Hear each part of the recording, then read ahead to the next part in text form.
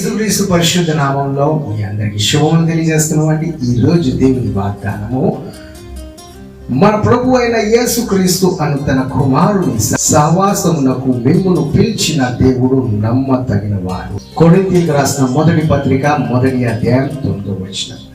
మన దేవుడు మనల్ని పిలిచిన దేవుడు నమ్మదగిన వాడని ఆ విషయంలో సందేహం అనేది లేనే లేదండి. ఎందుకంటే దేవుడు మోసపరిచే దేవుడు కాదు. ఆయన మన శత్రువులు అనేకులు మనల్ని మోసపరిచిన, అనేకులు మనల్ని ఏంటండి మన ఆశీర్వాదాలు దొంగలించిన, అనేకులు మనకున్న డబ్బుని దొంగలించిన, మన దేవుడు మాత్రం నమ్మదగిన దేవుడు అండి. ఆయన అన్ని మళ్ళీ తిరిగిచ్చే దేవుడిగా ఉన్నారు.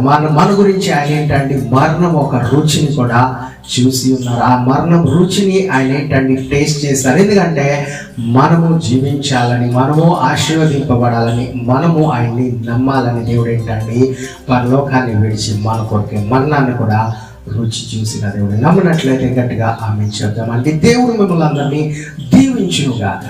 ఆమేన్.